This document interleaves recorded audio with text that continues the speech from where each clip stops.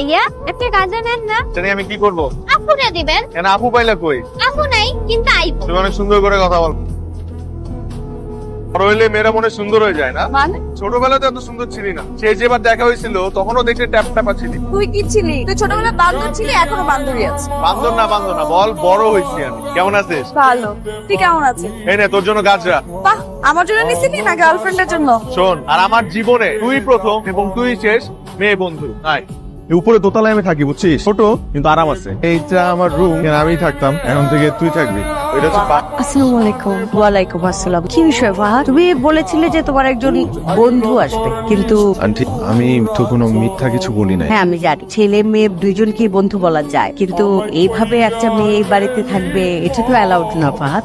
ও আমার বন্ধুর মতো, মানে ছোটবেলা থেকে আমরা একসাথে বড় হয়েছি। ও ঢাকার বাইরে থাকে, ঢাকায় ওর কোনো আত্মীয় নাই। তো একটা মেয়ে মানুষ একা একটা হোটেলে গিয়ে উঠবে, এর জন্য চিন্তা করতেছিলাম এখানে নিয়ে আসি। আর আপনাদের কথাও বলছি যে আপনারা খুব ভালো। না সেটা দেখতে ভালো লাগবে না, কিন্তু এটাও তো দেখতে ভালো লাগবে না। আন্টি প্রিয় মায়ের মতো, খুবই স্বাভাবিক আপনি সচেতন ভাবে এমন কথাই বলবেন। অবিবাহিত ভাবে একটা ছেলে একটা মেয়ে যদি পাশাপাশি থাকে, মানুষজন তখন প্রশ্ন তুলবেই, কথা বলবে। আন্টি আমরা সম্পর্কে খালাতো ভাই বোন হলেও ছোটবেলা থেকে আমাদের সম্পর্কে একদম বন্ধুর মতো।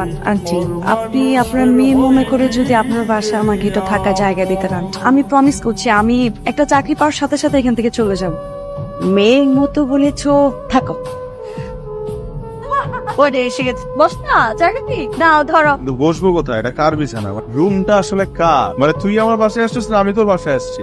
আঙ্কেল আন্টি এক করে ফেলছস? শোনো ফাহাদ, সে কিন্তু ভীষণ লক্ষ্মী মেয়ে। নিজ হাতে চা বানিয়ে আমাদের রুমে গিয়ে এত চমৎকার ভাবে দাওয়াত দিল, আমরা না এসে পারলাম না। খাই তাহলে আমি একটু গোসল করে আসি।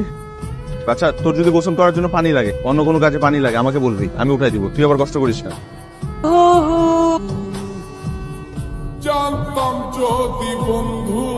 তুই আসার পর থেকে জীবনে শুধু সুবিধা আর সুবিধা। তাহলে বল, বিয়ে করে ঘরে যখন বউ আনবি তখন কত সুবিধা থাকবে, তখন তো তোর জীবন সুবিধাময় থেকে স্বর্গময় হয়ে যাবে। বিয়ে করতে হবে কেন? তুই আসিস না, তোর দিতে হবে না? তাই না? যখন ঘরে বউ আসবে না তখন এগুলোর সমস্ত বিচার আমি দিব।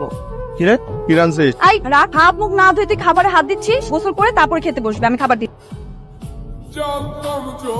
বলাই ভুল হয়েছে। আরে শোন, একটা মানুষের ইমার্জেন্সি দরকার, এমন করতেছিস কেন? আচ্ছা কর তাড়াতাড়ি কর। আপনি কেন বুঝতে পারছেন এই কাজটা সম্ভব না? আপনার এই উইক রানিং, কিন্তু আমি তো চাই এটা না করলে আমি আসলে সম্ভব না আমার ক্ষেত্রে। আপনি একটু যেভাবে চাইলে তো হবে না, আপনি গার্জিয়ান নিয়ে আসেন, বন্ড দিন, তাহলে আমি করে দেবো। কিন্তু আমি কিভাবে এটা করবো? আমি বাদল ছিল গ্রামের চেয়ারম্যান আছে, আমরা একসাথে কলেজে পড়তাম। খালি ক্ষমতাবান, কিছুটা প্রেম, কিছুটা ভয়, দুই মিলে আমি ওর সাথে সম্পর্কে জড়াই। বলা যায় কিছুটা দরকার, যেহেতু ক্ষমতাবান ছিল, মাঝে মাঝে ওর থেকে